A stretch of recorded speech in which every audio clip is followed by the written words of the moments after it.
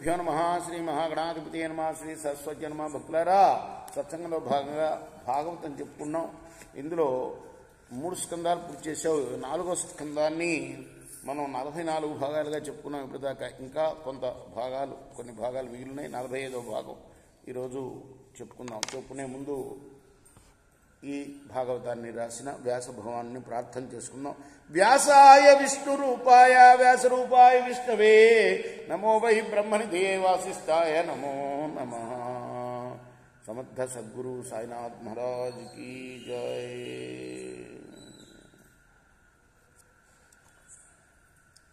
విష్ణు భగవానుడు ప్రత్యక్షమయ్యాడు. ఎవరికి?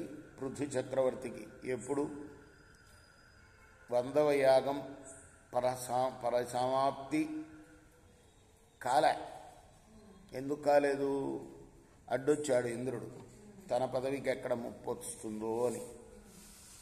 అయితే ఆ ఇంద్రుణ్ణి వెంబడించడానికి ప్రయత్నం చేస్తుంటే ఋత్విక్కులు యజ్ఞ పురుషుణ్ణి తప్పితే, యజ్ఞ పశువుని తప్పితే వేరే వాళ్ళని ఎవరిని వధించకూడదు అని ఋత్విక్కులు చెప్పడం వల్ల ఆగాడు. ఈలోగా విష్ణుమూర్తి స్వయంగా ఇంద్రుణ్ణి తోడుకొని పృథ్వీ చక్రవర్తి దగ్గరికి వచ్చాడు. పృథ్వీ చక్రవర్తికి జ్ఞానబోధ చేస్తున్నాడు. రాజా, నువ్వు ప్రజల యొక్క అనురాగాన్ని పొంది సమచిత్తంతో నిరంతరం జాగరూకతతో ఉండు. ఇలా చేస్తే నీ ఇంట్లోనే నువ్వు సనకాది యోగులను సందర్శిస్తావు సుమా. ఓ నృపవరణ్య, తపోయోగ యజ్ఞాల చేత నేను లభించనయ్యా. కానీ ఎవరికి లభిస్తానంటే సమచిత్తులైన సత్పురుషులకు లభిస్తా నేను. ఇంత ముందాగా చెప్పాడు. సత్పురుషులంటే ఎవరో స్వామి. ఎవరు సత్పురుషులంటే తనకు కీడు చేసిన వాడికి కూడా మేలు చేయాలని చూసేవాడు. సుమతి శతకకర్త పద్యం కూడా చెప్పుకున్నాం నిన్న మొన్న. కీడు చేసిన వాడిని కూడా మనసులో కూడా వాడికి కీడు చేయాలని భావించకూడదు.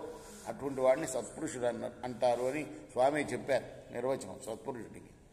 ఆయన ఎవరికి నేను లభిస్తానంటే సమచిత్తులైన సత్పురుషులకు లభిస్తానయ్యా. అన్ని సమంగా భావించేవాళ్ళు, లాభ నష్టాలని, తర్వాత సుఖ దుఃఖాలని, ఆ తర్వాత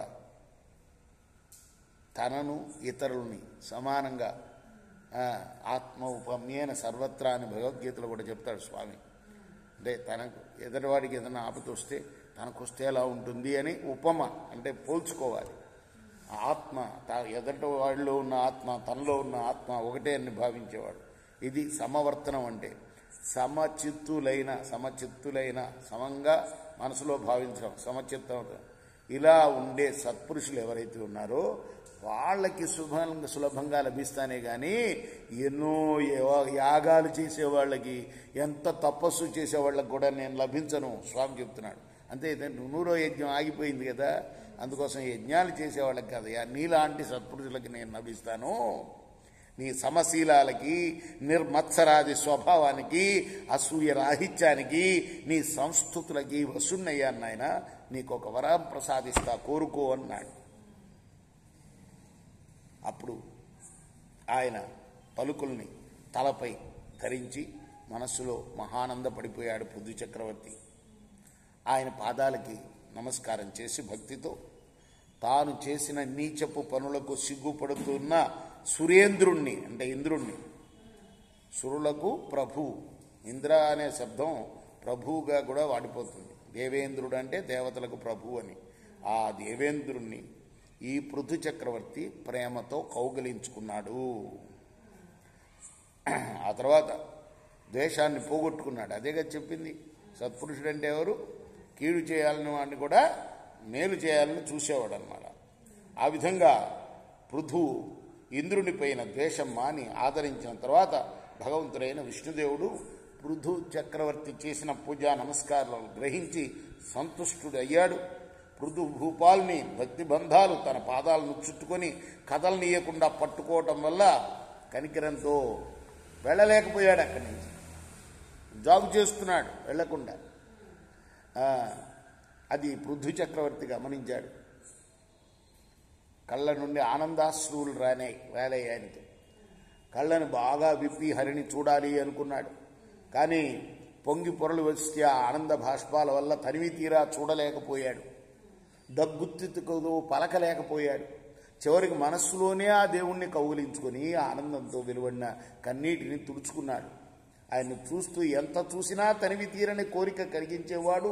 పాద పద్మాలను నేలపై ఉంచి గరుడిని మూపుపై కేలుని నిలిచిన ఆ పురాణ పురుషునితో అతృప్త నయనాలతో ఇలా అన్నాడు.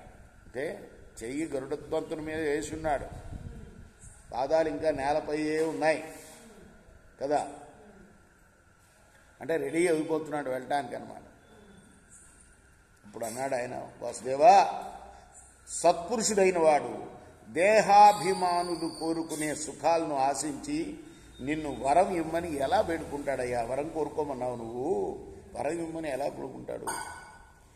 ఇహలోక సుఖాలను కలిగించే వరాలు నాకు అక్కర్లేదు. ఓ పాపహరణ, రమారమణ, పద్మనయన, ఈ వరాన్నే కాదు, నీ పాదార విందాల మకరందమై మహాత్ములకు భాగవతుల హృదయం నుండి పుట్టి వాక్కుల ద్వారా వెలువడే నీ కథాకీర్తనం విని ఆనందం పొందలేని మోక్షాన్ని కూడా నేను అభినందించాను. ఎక్కువ ముఖలో చెప్పేశాడు.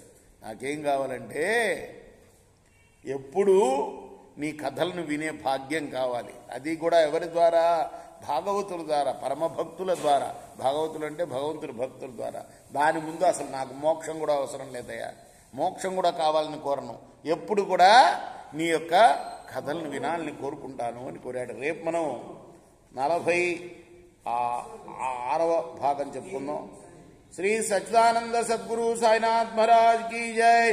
चकोरा हारती गो सद्गुरुनाथ देवा साईनाथ पांचभौतिक तत्वमुलाने हारतलित्तुमुरा निर्गुणं मगस्थिते వీడి ఎట్టి ఆకారం పొందితివో సాయిరామ్ సర్వము నుండి నీవే ఇంక ఉంటివి తల్లివలే రజోతమో సత్వము నుండి మాయడు జనించే బాబా మాయడు జనించే ఆ మాయ నుండి వేరే మాయ ఏ తీరుగా వచ్చే సప్త సాగరాలు నీకు క్రీడారంగములు బాబా క్రీడారంగములు నీ లీలాతల విస్తారణకే విశ్వము సృష్ట్యాయే బ్రహ్మాండముల రచనము మాకు ఎలా చూపేవు బాబా ఎలా చూపేవు తుకారామే కృపాలుడంటూ సాయిని కీర్తించే చేకోరా హారతీదిగో సద్గురునాథ దేవా సాయినాథ పాంచభౌతిక తత్వములానే హారతులిత్తుముర లోకమే జ్ఞాన శూన్యం ఎవరు